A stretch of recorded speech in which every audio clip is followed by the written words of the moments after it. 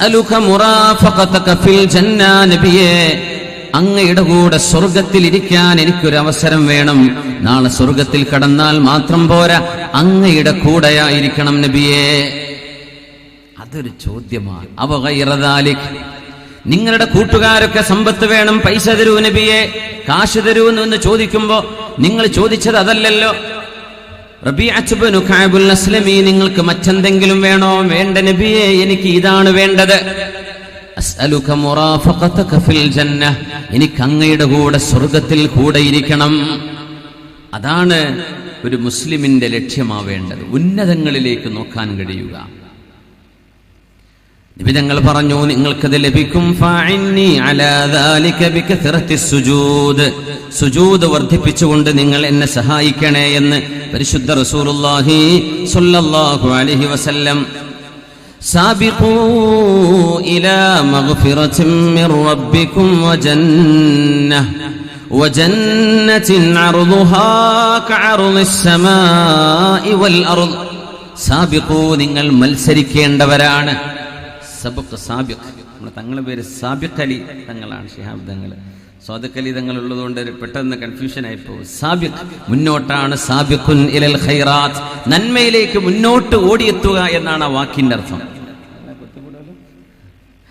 ഫസ്തബിഖുൽ ഖൈറാത്ത്, നന്മയിലേക്ക് മുന്നോട്ട് ഓടി വരണേ. സബഖ യസ്ബിഖു, സാബിഖ്, നമ്മൾ മുന്നോട്ട് വരേണ്ടവരാണ്. ഫസ്തബിഖുൽ ഖൈറാത്ത്. ഹസനുൽ ബസ്രി തങ്ങൾ പറയുമായിരുന്നു, നിങ്ങളുടെ കൂട്ടത്തിൽ കച്ചവടത്തിൽ മെച്ചമുണ്ടായി, വലിയ പൈസക്കാരനായ ആളെ കാണുമ്പോ, ഗൾഫിൽ പോയിട്ട് വലിയ ബിസിനസ്സുകാരനായി മാറി, വലിയ സമ്പാദ്യം ഉണ്ടായി, ഐഹികമായ സൗകര്യങ്ങളിൽ നിങ്ങളോട് ആരെങ്കിലും മത്സരിക്കുന്നത് കണ്ടാൽ, ഇദാ റഅയ്തു റജുല യുനാഫിസുക ഫിദ്ദുനിയാ ഫനാഫിസുഹു ഫിൽ ആഖിറ, എന്നാൽ അയാളോട് മത്സരിക്കേണ്ടത് പരലോകത്തിന്റെ വിഷയത്തിലാണ്. അവന് കച്ചവടത്തിന്റെ ഇടയ്ക്ക് ജമാഅത്ത് കിട്ടുന്നുണ്ടാവില്ല, ഞാൻ എല്ലാ ജമാഅത്തിനും കൂടി ഇരിക്കട്ടെ. അവന് കച്ചവടത്തിന്റെ ഇടയ്ക്ക് സ്വലാത്ത് ചൊല്ലാനും ദിക്റിന്റെ മജ്ലിസുൻ നൂറോ അല്ലെങ്കിൽ അദ്കാറുകളോ ഇതിനൊന്നും നേരം കിട്ടില്ല, ഞാനത് പോയി ചെയ്യട്ടെ. അവൻ മത്സരിക്കുന്നത് ഇവിടെയാണ്, എന്റെ മത്സരം ഇവിടെയാണ്. മുഅ്മിൻ അങ്ങനെയാണ്. സുബ്ഹാനല്ലാഹ്. ഇദസ്തതഅത അല്ലാ യസ്ബിഖക അഹദുൻ ഇലല്ലാഹി ഫഫഅൽ. മഹാനായ ഉഹൈബ് ഇബ്നുൽ വറദ് റളിയല്ലാഹു അൻഹുവിന്റെ അനശ്വരമായ വാക്കാണിത്, മറക്കാൻ കഴിയാത്തൊരു പ്രയോഗമാണിത്. ഉഹൈബ് ഇബ്നു വറദ് റളിയല്ലാഹു അൻഹു പറയുന്നു, ഇദസ്തതഅത ഇനിസ്തതഅത അല്ലാ യസ്ബിഖക ഇലല്ലാഹി അഹദുൻ ഫഫഅൽ. നിനക്ക് സാധിക്കുമെങ്കിൽ അല്ലാഹുവിന്റെ മുമ്പിലേക്ക് ഓടിയെടുക്കാൻ, മറ്റാരെക്കാളും മുമ്പിൽ നീ ആദ്യം എത്തണം എന്ന് നിനക്ക് ഒരാഗ്രഹമുണ്ട്, ചെയ്യാൻ കഴിയുമെങ്കിൽ നീ അതാണ് ചെയ്യേണ്ടത്. അല്ലാഹുവിലേക്ക് ആദ്യം ഓടിയെടുക്ക്. അല്ലാഹു നമുക്ക് തൗഫീഖ് നൽകട്ടെ. ജുമുഅക്ക് കഴിയാൻ നേരത്ത് കയറി വരിക, സലാം വീട്ടുമ്പോഴേക്ക് ഇറങ്ങി പോവുക, അതൊന്നും ഈ പറഞ്ഞു കൂട്ടൂലേ. എവിടെ ആദ്യം തീരുന്നത്, എവിടെ പെട്ടെന്ന് തറാവീഹ് തീരുക, ഇത് നോക്കി നടക്കും. റജബായില്ലേ, ഇനി റമദാനൊക്കെ വരുമ്പോഴേ വേഗം തീരുന്നത് എവിടെയാണ്? അങ്ങനെയൊന്നും അല്ലല്ലോ നോക്കേണ്ടത്. അപ്പൊ നമ്മൾ ഈ വിഷയത്തെ ഗൗരവത്തിൽ എടുത്തില്ല എന്നല്ലേ ഇതിനർത്ഥം. അള്ളാഹുവിലേക്ക് ഓടിയെടുക്കാൻ നിങ്ങളല്ലാതെ മറ്റാര് എത്തുന്നതിന്റെ മുമ്പ് നിങ്ങൾക്ക് എത്താൻ കഴിയുമെങ്കിൽ നിങ്ങൾക്ക് അങ്ങനെ ആവേണമേ. ഉമർ ഇബ്നുൽ ഖത്താബ് റളിയല്ലാഹു അൻഹു അതുകൊണ്ടാണ് പറഞ്ഞത്, അമറനാ റസൂലുള്ളാഹി സ്വല്ലല്ലാഹു അലൈഹി വസല്ലം അൻ നതസദ്ദഖ. അല്ലാഹുവിന്റെ റസൂൽ ഞങ്ങളോട് ദാനം ചെയ്യാൻ പറഞ്ഞ ഒരു നേരമുണ്ട്. ഞങ്ങൾ പറഞ്ഞു, പൈസ വേണം, ദാനം ചെയ്യണം, നിങ്ങൾ പൈസ കൊടുക്കണം ദീനിന്. ഞാൻ കൊടുത്തു, ഒരുപാട് കൊടുത്തു. ഞാൻ വിചാരിച്ചു സിദ്ദീഖ് റളിയല്ലാഹു അൻഹുവിനെ ഇതിലെങ്കിലും ഞാൻ തോൽപ്പിച്ചു കാണും. നോക്കുമ്പോൾ ഞാൻ എന്റെ സമ്പത്തിന്റെ പകുതി കൊണ്ടുപോയപ്പോൾ സിദ്ദീഖ് റളിയല്ലാഹു അൻഹുവിനോട് നബി തങ്ങൾ ചോദിച്ചു, സിദ്ദീഖേ, ഉമർ എന്നവരെ പകുതി ബാക്കി വെച്ചിട്ടുണ്ട്, നിങ്ങൾ എന്താണ് വീട്ടുകാർക്ക് വേണ്ടി ബാക്കി വെച്ചത് എന്ന് ചോദിച്ചപ്പോ, അല്ലാഹു വ റസൂലഹു, അല്ലാഹുവിനെയും അവന്റെ റസൂലിനെയുമാണ് നബിയെ ഞാൻ ബാക്കി വെച്ചത്, ഞാൻ എല്ലാം കൊണ്ടുവന്നിട്ടുണ്ട്.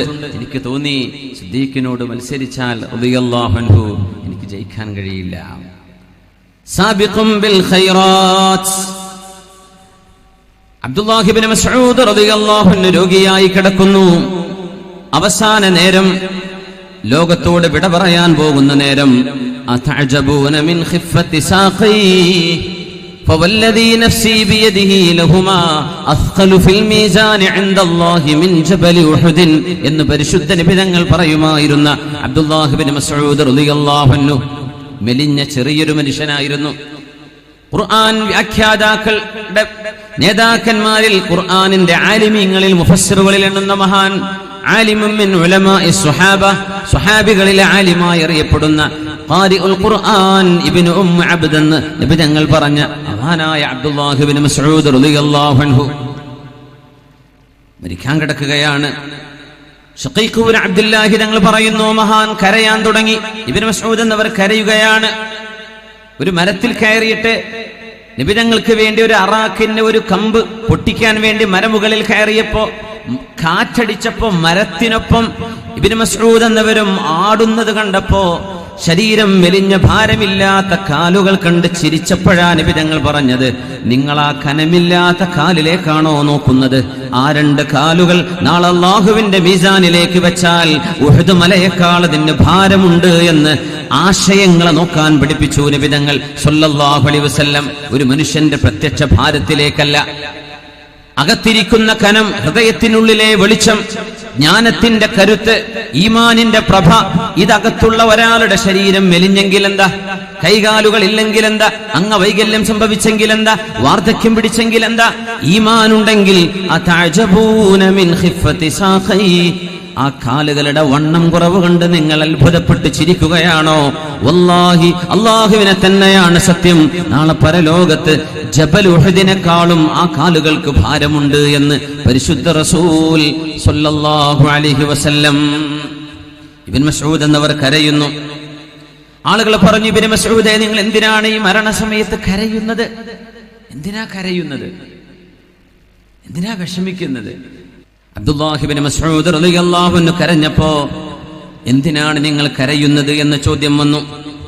മഹാന്റെ മറുപടി, ഇന്നി ലാ അബ്കി ലി അജലിൽ മറദ്, രോഗം വന്ന വിഷമത്തിലാണ് എന്നതുകൊണ്ടല്ല ഞാൻ കരയുന്നത്, രോഗത്തിന്റെ വേദന കൊണ്ടല്ല. എന്തുകൊണ്ട് രോഗത്തിന്റെ വേദനയിൽ പരിതപിച്ചുകൂടാ? അല്ലെങ്കിൽ നമ്മൾ ആരെയെങ്കിലും പരാതി ശപിച്ചുകൂടാ? എന്തുകൊണ്ട് പറ്റില്ല? ലിഅന്നി സമിഅ്തു റസൂലല്ലാഹി സ്വല്ലല്ലാഹു അലൈഹി വസല്ലം, എൻ്റെ മെഹബൂബായ റസൂൽ പറയുന്നത് ഞാൻ കേട്ടിട്ടുണ്ട്. അൽ മറദു കഫാറത്തുൻ, രോഗം മനുഷ്യന്റെ പാപങ്ങൾക്ക് പ്രായശ്ചിത്തമാണ് എന്ന് നബി തങ്ങൾ പറഞ്ഞിട്ടുണ്ടല്ലോ. അസുഖം ചെയ്തു പോയ തെറ്റുകൾക്ക് പ്രായശ്ചിത്തമാണ്. പിന്നെ അള്ളാഹു ആ തെറ്റുകൾക്ക് പിന്നെ ശിക്ഷിക്കൂല.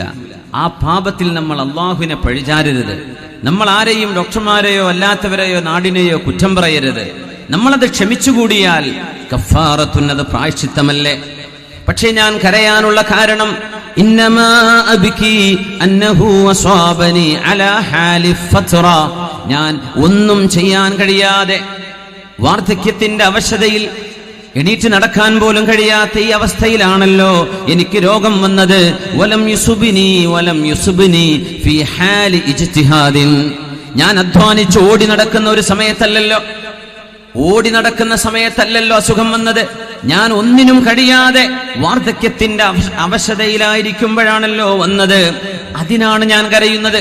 അതിനെന്തിനാ കരയേണ്ടത്? لأنه يكتب للعبد من الأجر إذا مرض ما كان يكتب له قبل أن يمرض فمنعه منه المرض.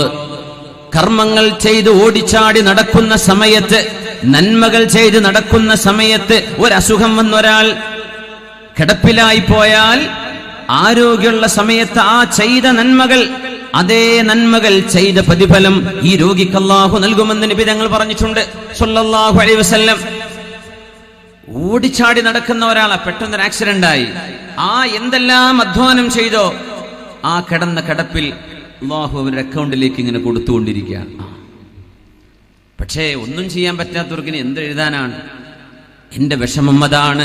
ഈ രോഗം വന്നത് എന്റെ വാർദ്ധക്യത്തിന്റെ അവസാനത്തിലായി പോയല്ലോ, എനിക്കിനി കർമ്മങ്ങൾ ചെയ്യാൻ കഴിയില്ലാതെ പോയല്ലോ, അതുകൊണ്ടാണ് ഞാൻ കരയുന്നത് എന്ന് കർമ്മങ്ങളെ കുറിച്ച് ആലോചിച്ച അബ്ദുല്ലാഹ് ഇബ്നു മസ്ഊദ് റളിയല്ലാഹു അൻഹു യുവജനങ്ങളോട് പറയട്ടെ, ഈ പാലിയേറ്റീവിന്റെ പ്രവർത്തനങ്ങളിൽ എത്ര ആളുകൾക്ക് കൂടിച്ചേരാൻ കഴിയുമോ അത് ചേർന്ന് കൊടുക്കിൻ. രോഗിയെ സന്ദർശിക്കുന്ന പണിയാണിത്. അതും തതവ്വുഅൻ, അല്ലാഹുവിന്റെ കൂലി പ്രതീക്ഷിച്ചിട്ടാ, ശമ്പളമില്ലാതെ ചെയ്യുന്ന പണിയാണിതൊക്കെ. ശമ്പളം നമ്മൾ വിഖായ വോളണ്ടിയേഴ്സ് ഒക്കെ ചെയ്യുന്ന പോലെ, സഹചാരി ചെയ്യുന്ന പോലെ. ഇത് ഫ്രീ വർക്കാണ്. നമ്മൾ ഒരു പണിയില്ലാണ്ട് നടന്നാൽ ചെറുപ്പക്കാർ നാട്ടുകാർക്ക് പണി ഉണ്ടാക്കും. അതാണ് വിഷയം. ഒരു പണിയില്ലാത്ത ചെറുപ്പക്കാർ ഈ പാലിയേറ്റീവിന്റെ കൂട്ടത്തിൽ കയറി ഏതെങ്കിലും ഒരു രോഗിയുടെ വീട്ടിൽ ചെന്ന് ആ രോഗിക്കൊരു സന്തോഷം. നമുക്കറിയുമോ ലോകത്തെ ഏറ്റവും നല്ല കർമ്മം എന്താണ്? ഏറ്റവും നല്ല അമൽ എന്താ? നമ്മൾ വിചാരിക്കും ഹജ്ജ് ചെയ്യലായിരിക്കും, ഉംറ ചെയ്യലായിരിക്കും, അല്ലെങ്കിൽ വേറെ ഏതെങ്കിലും കർമ്മങ്ങളായിരിക്കും. ഏറ്റവും നല്ല കർമ്മം ഈ ലോകത്ത് റസൂലുള്ളാഹി തങ്ങൾ പറഞ്ഞത് എന്താണ്? ഇദ്ഖാലുസ് സുറൂരി അലാ ഖൽബിൽ മുഅ്മിൻ. ഒരു മനുഷ്യന്റെ, വിശ്വാസിയായ ഒരു മനുഷ്യന്റെ ഹൃദയത്തിന്, മനസ്സിൽ സന്തോഷം നൽകുന്ന ഒരു ചെറിയ കാര്യമാവട്ടെ വലുതാവട്ടെ ഒരാൾക്ക് സന്തോഷം കൊടുക്കുക. ഇതാണത്രേ ലോകത്തെ ഏറ്റവും വലിയ കർമ്മം. ഏറ്റവും നല്ല കർമ്മം അതാണത്രേ, മനുഷ്യന്റെ മനസ്സിന് സന്തോഷം കൊടുക്കുക. അതൊരു വാക്കുകൊണ്ട് മതിയാവും ചിലപ്പോ, അല്ലേ? ചിലപ്പോ ഒരു കുടിക്കാൻ ഒരു ഗ്ലാസ് വെള്ളം കൊടുത്താൽ മതിയാവും, ഒരു ആശ്വാസ വാക്ക് മതിയാവും. നമ്മളിതിന്റെ ഈ സംഘത്തിന്റെ കൂടെ ചേരുക. എങ്ങാനും ആ ജോലിക്കിടയിലാണ് നമുക്ക് വല്ല സുഖമായി പോയി കിടപ്പിലാകുന്നതെങ്കിൽ ആ കർമ്മങ്ങൾ ചെയ്തുകൊണ്ടിരുന്ന പ്രതിഫലം അള്ളാഹു മരണം വരെ നമുക്ക് രേഖപ്പെടുത്തി തരും. എനിക്ക് അസുഖം വന്നത് വാർദ്ധക്യത്തിലായി പോയല്ലോ, അതിന്റെ പേരിലാണ് ഞാൻ കരയുന്നത്. രോഗത്തെ ഞാൻ പഴിക്കുകയല്ല. അൽ മറദു കഫാറത്തുൻ, രോഗം പ്രായശ്ചിത്തമാണെന്ന് നബി തങ്ങൾ പറഞ്ഞതിന് ശേഷം, അത് പഠിച്ചതിന് ശേഷം ഒരു രോഗത്തെക്കുറിച്ച് ഞാൻ പരാതി പറയില്ലെന്ന് മഹാനായ ഹബീബിന്റെ സ്വഹാബി, ശരീരം മെലിഞ്ഞു പോയിരുന്ന അബ്ദുല്ലാഹി ഇബ്നു മസ്ഊദ് റളിയല്ലാഹു തആല അൻഹു. നമ്മൾ കിടന്നുറങ്ങി നമ്മുടെ രാവുകൾ നശിപ്പിച്ചു കളയാൻ, സമയം കൊല്ലുകയാണ് നമ്മൾ. മുസ്ലിമീങ്ങൾ എത്രയും ഡിസിപ്ലിൻഡായി ഇശാനിസ്കാരം കഴിഞ്ഞാൽ 3 വിഷയങ്ങൾക്ക് ഉറക്കൊഴിക്കാൻ പാടുള്ളൂ എന്നാ. അല്ലാത്തവർ മുഴുവൻ സ്ട്രേറ്റ് ടു ബെഡ്, പോയി ഉറങ്ങണം എന്നാണ്. എന്നാലേ സുബഹിക്ക് എഴുന്നേൽക്കാൻ പറ്റൂ. സുബഹിക്കാണ് ഇമാമുമാർ നീണ്ട സൂറത്ത് ഓതേണ്ടത്, തിവാലുൽ മുഫസ്സലൊക്കെ. നമ്മൾ ഇന്നാത്തിനാക്കെന്നെ ചുരുക്കാൻ പറ്റുമെന്നാ നോക്കുക. എന്തുകൊണ്ട്? സുബഹിക്ക് എണീക്കുന്ന ഉന്മേഷമില്ല, ആർക്കോ വേണ്ടി എണീറ്റ് ഓടുകയാണ്. ഇശാൻസ്കാരം കഴിഞ്ഞൊരു മാക്സിമം ഒരു 9-9:30 മണി, 10 മണിക്കുള്ളിൽ നമുക്ക് ഉറങ്ങാൻ കഴിഞ്ഞാൽ എന്താ ആരോഗ്യം ഉണ്ടാവും. നമ്മൾ അപ്പോഴാണ് നമ്മുടെ റെസ്റ്റോറൻറ്റുകളൊക്കെ പൊടിപൊടിക്കാൻ തുടങ്ങുന്നത്. രാത്രി ഭക്ഷണം, നൈറ്റ് ഫുഡ്. ഇത്ര വിഷമുള്ള ഒരു സംഭവം ലോകത്ത് വേറുണ്ടോ? രാത്രിയായി കഴിഞ്ഞാൽ കന്നുകാലികൾ പോലും തിന്നാറില്ലെന്നാണ്. രാത്രി സൂര്യൻ അസ്തമിച്ചു കഴിഞ്ഞാൽ അവർ തിന്നൂല. പക്ഷികൾ തിന്നില്ല ഭക്ഷണം, കോഴികൾ തിന്നില്ല ഭക്ഷണം. ഇട്ടുകൊടുത്തു നോക്കൂ, രാത്രി തിന്നൂല. എന്തേ? മനുഷ്യന്റെ ആമാശയം വിശ്രമത്തിന് പ്രതീക്ഷിക്കുന്ന സമയ. നമ്മളിപ്പോൾ രാത്രി കല്യാണം, നേരം വെളുക്കോളം തിന്ന. ഇനി അസുഖം വന്നിട്ടില്ലെങ്കിൽ അത്ഭുതം. അള്ളാഹുവിന്റെ മേക്ക്. ഇത് മെയ്ഡ് ഇൻ ചൈന, ജപ്പാനൊന്നല്ല, മെയ്ഡ് ബൈ അള്ളാഹ്. അതുകൊണ്ടാണ് നമ്മുടെ ആമാശയം തകർന്നു പോകാതെ നിൽക്കുന്നത് മരണം വരേക്കും നമ്മുടെ കൂടെ. ഇത് അള്ളാഹുവിന്റെ സത്യവൈഭവമാണ്. നമ്മൾ കൊടുക്കുന്ന ഭക്ഷണം, നമ്മളുടെ ആഹാരശീലത്തിന്റെ ദുശീലങ്ങൾ, ഇതൊക്കെ ഒരു മനുഷ്യനിർമ്മിത സാധനങ്ങളാണെങ്കിൽ എന്നോ ഡാമേജ് ആയിപ്പോയേനെ. സുബ്ഹാനല്ലാഹ്. നമ്മുടെ രാവുകൾ നമ്മൾ കൊല്ലുകയാണ്. ആളുകൾക്ക് സമയം ചെലവഴിക്കാൻ വഴിയില്ലാതെ നടക്കുകയാണ്. നമ്മുടെ നഗരങ്ങളിൽ അലഞ്ഞു തിരിഞ്ഞു നടക്കുന്ന ആളുകൾ, നപുംസകകളുടെ ഒരു മേളനം നമ്മുടെ നഗരങ്ങളിലും ഹൈവേകളിലും കാണാൻ തുടങ്ങിയിരിക്കും. ഇവരാരെയാ കാത്തിരിക്കുന്നത്? ഇവർക്ക് വരാനും കൂട്ടിക്കൊണ്ടുപോകാനും ആളുകൾ ഉള്ളത് കൊണ്ടല്ലേ അവർ നമ്മുടെ റോഡുകളിൽ ഇറങ്ങുന്നത്. മാർക്കറ്റിൽ ഡിമാൻഡ് ഉള്ളത് കൊണ്ടല്ലേ ഒരു പ്രൊഡക്റ്റ് വരുന്നത്. രാത്രികാലങ്ങളിൽ ഇങ്ങനെ അഭിശപ്തമായ കർമ്മങ്ങൾക്ക് ചെലവഴിക്കുന്ന ആളുകൾ, രാത്രി സമയങ്ങളിൽ അല്ലാഹുവേ എനിക്ക് മാപ്പ് തരണേ എന്ന് പടച്ച തമ്പുരാനോട് മാപ്പിരക്കേണ്ട നേരത്ത് തിന്മകളിലേക്ക് നമ്മുടെ ചെറുപ്പക്കാർ വഴിതെറ്റിപ്പോകുന്നത് എത്ര പരിതാപകരമാണ്. നമ്മുടെ നഗരങ്ങളിൽ ഈ ചുറ്റുപാടുകൾ ഉണ്ടാകുമ്പോൾ അതിന്റെ ഒരു ദുസ്സൂചനയുണ്ട്. ഇതിനൊക്കെ പറ്റിയ ആളുകൾ ഈ പരിസരങ്ങളിൽ ജീവിച്ചിരിപ്പുണ്ട് എന്നത് തന്നെ. നന്മയെ സ്നേഹിക്കുന്ന മുഴുവൻ ആളുകളും തിന്മകൾക്കെതിരെ പടപൊരുതണം. നമ്മൾ നന്മയുടെ പക്ഷത്ത് നിൽക്കേണ്ടവരാണ്.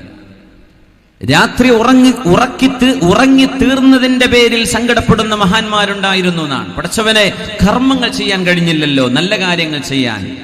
ഫുദൈൽ ഇബ്നു ഇയാദ് റളിയല്ലാഹു അൻഹു, ഫുദൈൽ ഇബ്നു ഇയാദ് എന്നവരെ തുബീബുൽ ഖുലൂബ് അങ്ങനെ പറയാ, ഏറ്റവും വലിയ കാർഡിയാക് സ്പെഷ്യലിസ്റ്റ് ആണ് ഫുദൈൽ ഇബ്നു ഇയാദ് എന്നവർ. ഹൃദയ ശസ്ത്രക്രിയയുടെ മഹാനാണ്. ലോകത്തെ ഏറ്റവും വലിയ ഹൃദയ ശസ്ത്രക്രിയയുടെ ഡോക്ടറാണ് ഫുദൈൽ ഇബ്നു ഇയാദ് റഹ്മത്തുള്ളാഹി അലൈഹി. നിങ്ങൾ വിചാരിച്ച ഓപ്പറേഷൻ അല്ല, കീറിമുറിക്കുന്ന ഓപ്പറേഷൻ അല്ല, ഹൃദയത്തിന്റെ ഉള്ളു നന്നാക്കി തരുന്ന മഹാൻ ഫുദൈൽ ഇബ്നു ഇയാദ് റഹ്മത്തുള്ളാഹി അലൈഹി.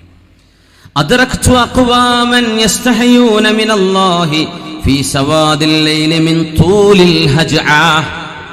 ഞാൻ കണ്ട ആളുകൾ, മഹാൻ പറയാ, ഞാൻ കണ്ട ആളുകൾ രാത്രികാലങ്ങളിൽ കിടന്നുറങ്ങി തീർത്തതിന്റെ പേരിൽ രാത്രിയുടെ ഇരുളിൽ അള്ളാഹുവിനോട് നാണിച്ച് നാണം കെട്ടുപോകുന്നവരുണ്ടായിരുന്നു. പടച്ചവനെ, എന്റെ രാത്രി മുഴുവൻ ഞാൻ ഉറങ്ങി തീർത്തല്ലോ. രാത്രിയുടെ ഇരുട്ടിൽ ഉറങ്ങിയതിന് പഴിചാര്, എന്താ എനിക്കൊന്നും ഒരു 2 റക്അത്തെങ്കിലും തഹജ്ജുദിന് ഇന്ന് സാധ്യമായില്ലല്ലോ എന്ന് സ്വന്തം ശരീരത്തെ പഴിചാരുന്ന ആളുകൾ ഉണ്ടായിരുന്നു. അന്ന് അങ്ങാടികളിലേക്ക് പോകുമായിരുന്ന മഹാനായ അബ്ദുല്ലാഹി ഇബ്നു സിരീൻ റഹ്മത്തുള്ളാഹി അലൈഹി അങ്ങാടിയിലേക്ക് നട്ടുച്ച നേരത്തെ ഇറങ്ങിച്ചെല്ലും. ഫയുകബ്ബിറുല്ലാഹ, അവിടെ ചെന്ന് അല്ലാഹു അക്ബർ എന്ന് പറയും. വയുസബ്ബിഹുഹു, സുബ്ഹാനല്ലാഹ് പറയും. വയദ്കുറുഹു, അല്ലാഹുവിനെ ദിക്ർ ചൊല്ലും. അങ്ങാടിയിലൂടെ നടന്നിട്ട് ദിക്ർ ചൊല്ലും.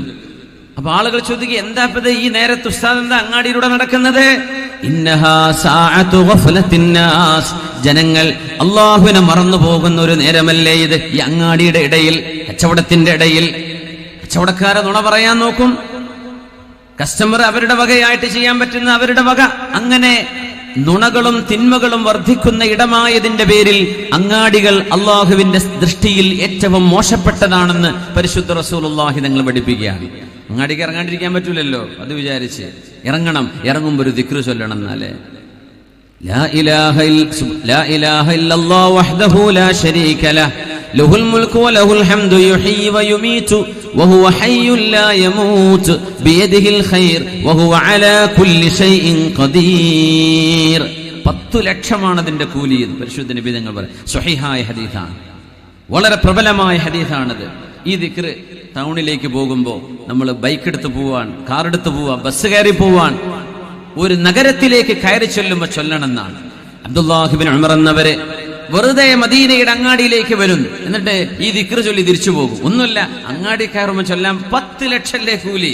10 ലക്ഷം, ഇതൊക്കെ ബമ്പർ ഓഫർ അല്ലേ? 10 ലക്ഷം ഒറ്റ ദിക്റിന് 10 ലക്ഷം കൂലി. അതാണ് ഈ ഉമ്മത്തിന്റെ പ്രത്യേകത. 1000ഉം 1500ഉം കൊല്ലം ജീവിച്ച സമുദായങ്ങളുണ്ട്. നമുക്ക് അല്ലാഹു 80, 84, 70, 60ന്റെ ഇടയിൽ, അപ്പോഴേക്കും ആ 1000 കൊല്ലം ജീവിച്ചവർ ചെയ്ത കർമ്മങ്ങളെ എത്തിപ്പിടിക്കാൻ നമുക്ക് അല്ലാഹു അവസരം തന്നു. അതല്ലേ അത്ഭുതം. 1000 കൊല്ലം ജീവിച്ചവര് ഇവിടുന്ന് പേർഷ്യയിലെത്താൻ അല്ലെങ്കിൽ ഗൾഫിലെത്താൻ ഒരുപക്ഷെ 4 മാസമോ 3 മാസമോ എടുത്തിരിക്കാം. ഇന്ന് നമ്മൾ 3-4 മണിക്കൂർ കൊണ്ടെത്തി.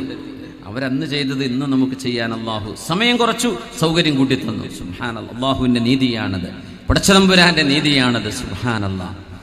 നോക്കണേ, ഇബ്നു സിരീൻ എന്നവര് അങ്ങാടിയിൽ ചെന്നിട്ട് ദിക്ർ ചൊല്ലുന്നു. എന്തിന്? ആളുകൾ അശ്രദ്ധമായിരിക്കുന്ന നേരമല്ലേ, ഞാൻ ആ ആളുകളുടെ അശ്രദ്ധയിൽ നിന്ന് അവരെ ഒന്ന് ഉണർത്തട്ടെ, ഒരു ദിക്റാവട്ടെ.